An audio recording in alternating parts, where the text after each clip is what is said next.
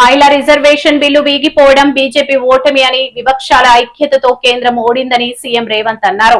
NDA నిజాయితీగా bill తీసుకురాలేదు. 3 బిల్లుల పేరుతో డిలిమిటేషన్ అమలుకు కుట్ర చేస్తుంది.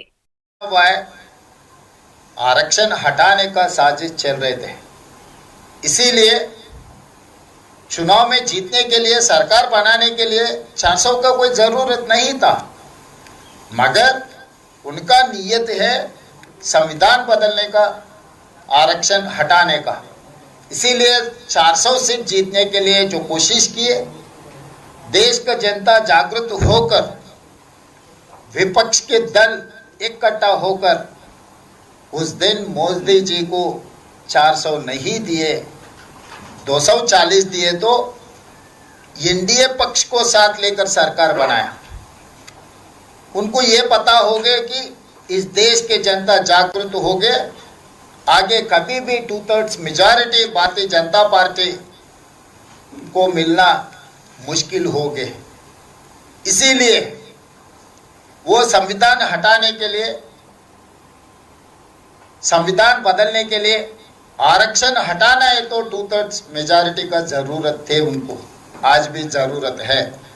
इसीलिए सीट बढ़ाने का बहाना लेकर 850 तक सीट बढ़ाए, तो बड़े राज्यों में जहां जहां पर भारतीय जनता पार्टी का पकड़ है, जहां पर भारतीय जनता पार्टी का सरकार राज्यों में है, उसी राज्यों में, बड़ा राज्यों में उनको जितने सीटों का ज़रूरत है वो सीट पूरा वहीं पर मिल जाएंगे। तब 2/3 मेजॉरिटी लेकर संविधान बदलने का, आरक्षण हटाने का एक नियत लेकर लोकसभा में कानून लगाए। तो इसीलिए इस देश के जनता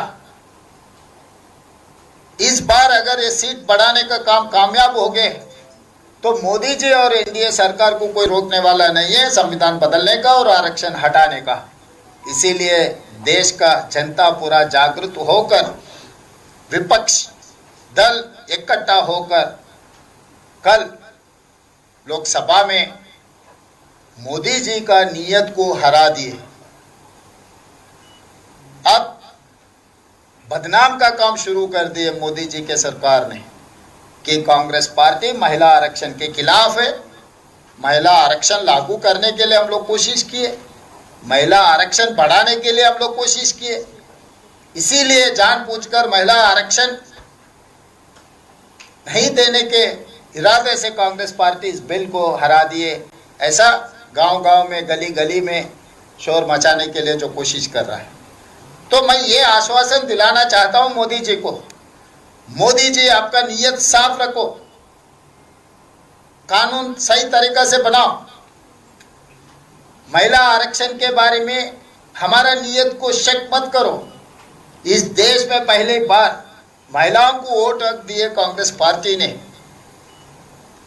यूनाइटेड स्टेट्स ऑफ अमेरिका में महिलाओं को आरक्षण वोट हक मिलने के लिए 150 साल लड़ना पड़ा, मगर इस देश में जैसा ही आज़ाद मिलते ही पुरुष के साथ साथ महिलाओं को वोट हक दिया हुआ है कांग्रेस पार्टी ने।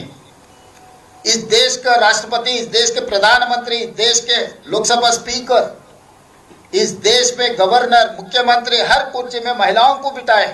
खासकर हमारा पार्टी अध्यक्ष इंदिरा जी से लेकर सोनिया गांधी जी तक पार्टी के अध्यक्ष, उन्हीं महिलाओं के नेतृत्व में कांग्रेस पार्टी बहुत कुछ की है इस देश में। तो हमारा नियत को शक करने का कोई ज़रूरत नहीं है। लोकल बॉडीज में महिला आरक्षण लागू किए राजीव गांधी ने।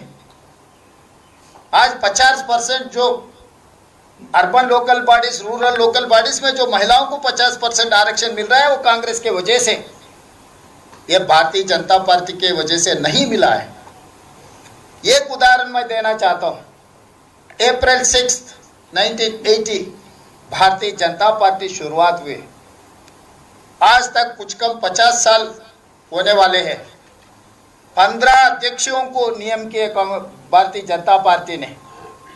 एल.के. आडवाणी जी जैसा वरिष्ठ नेता 2 बार 3 बार बन चुका है, बाकी के नेता भी 2 बार बन चुके हैं। मुरली मनोहर जोशी जी 15 बार भारतीय जनता पार्टी के अध्यक्ष बनाए। 15 में एक महिला भी भारतीय जनता पार्टी अध्यक्ष ने नहीं बनाया। दूसरी बात रहा जनरल सेक्रेटरी ऑर्गेनाइजेशन, इतने सालों में एक महिला भी जनरल सेक्रेटरी ऑर्गेनाइजेशन नहीं बनी भारतीय जनता पार्टी का।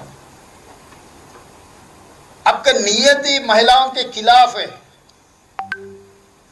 आज कांग्रेस पार्टी को बदनाम करने के लिए कोशिश मत करो। पूरा देश के जनता 140 करोड़ जनता ने देख चुका है आपका राजनीति क्या है, आपका नियत क्या है। आपके नियत को कल सब मिलकर हरा दिए। आगे कांग्रेस पार्टी को, इंडिया अलायंस को बदनाम करने के लिए कोशिश मत करो। आज शनिवार है, कल रविवार, सोमवार के दिन नया कानून बनाओ महिला आरक्षण के लिए। पूरा इंडिया अलायंस को साथ में लेकर आके हम लोग मदद देंगे। जो 23 में हम लोग मदद किए, कुल के हम मदद देंगे, बाकी विपक्ष देंगे। इसलिए कांग्रेस पार्टी और तेलंगाना मुख्यमंत्री के नाते साधारण राज्यों को मैं साथ में लेकर स्टालिन को, पिनरई विजयन जी को, सिद्धरामैया जी को, चंद्रबाबू नायडू जी को, वैसे ही पुदुचेरी मुख्यमंत्री से, सबसे साधारण मुख्यमंत्रियों से मैं चर्चा करूंगा। आपके मदद जमा करने के लिए हम लोग दिल खोल के काम कर देंगे। इंडिया अलायंस में जितने भी साथी लोग हैं, सबका मदद हम लोग जमा कर देंगे।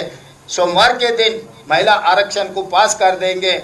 यहाँ पर किसका नीति, किसका राजनीति क्या है, जनता के सामने खुल के लोकसभा में चर्चा करेंगे। ये कानून पास करने के लिए हम तैयार है। ये महिला आरक्षण के मुखौटा बना के आप जो संविधान को बदलने का, आरक्षण हटाने का जो साजिश चल रहा है, इस देश के जनता खामोश नहीं बैठने वाला है।